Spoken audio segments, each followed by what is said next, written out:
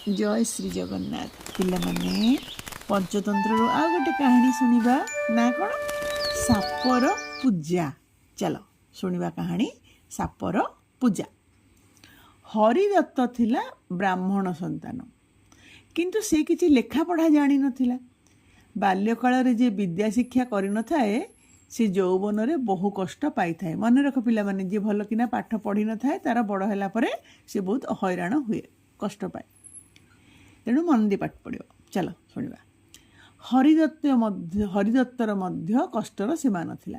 से चाषबास करी बहु कष्टर तार बुढ़ा बापा माँ को पोषुला। ग्रीष्म वर्षा शीतरे से भोरु मई लंगल इत्यादि धरी जमी को जाउथिला। पानी पंकरे घांटी होई से सारा दिन कठिन परिश्रम करुथिला। तथापि ताकू आशाजनक फसल मिलु नथिला। दिने भोरु हरिदत्त आसी निज चाष जमी पहुँचला बेलू सूर्यदेव तांकर 7 घोड़ा विशिष्ट रथरे विजय कर सारी। हरिदत्त मने मने सूर्यदेव को प्रणाम जनाई काम लगिगला। हठात से जमीर गोटे कोणरे गोटे सापटे देखला। सापटी चेक्का मारी शोईथिला। ता थिला गोटे विषधर साप। साप को देखी हरिदत्त खूब भय पाईगला। पर से भाविला ए साप निश्चय बोधे ये क्षेत्रर देवता।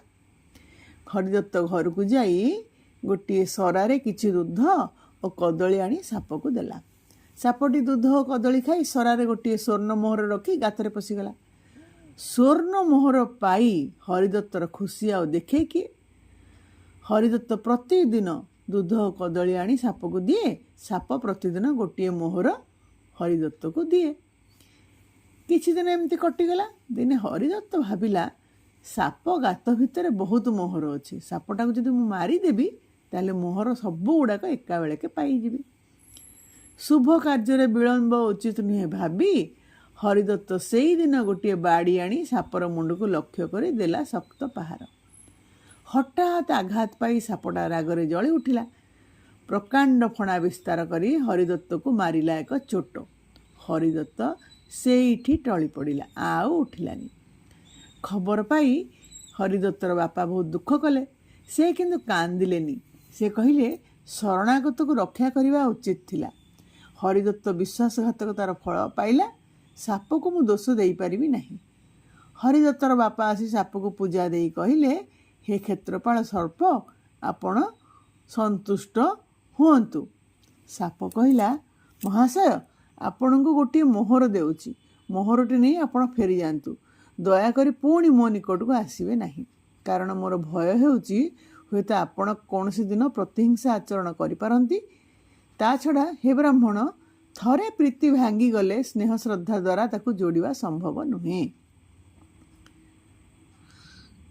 ब्राह्मण तांको पुत्र हरिदत्तर विश्वासघातकता पई दुख प्रकाश करी कहिले मो पुत्र शरणागत सह विश्वासघातकता करी निजर सर्वनाश करिछि। शरणागत सहित एपरि व्यवहार करबा उचित होई नाही। सुनिछि तेणु से भूल करिछि। मु सेति पई दुखित। एहा कही हरिदत्तर बापा सेठारु चलीगला। तेबे पिला माने कोन शिखिल जे शरण रे अछि केबे तार क्षति करवा उचित नुहे एवं अत्यधिक लोभ मध्य करवा उचित नुहे। हरिदत्त अत्यधिक लोभ करी तार निजर जीवनटी देला। मो सहित जोड़ी ही रुह। आहरी कहानी कहबी आगु को अन्य भिडियो रे सुनिबो। धन्यवाद।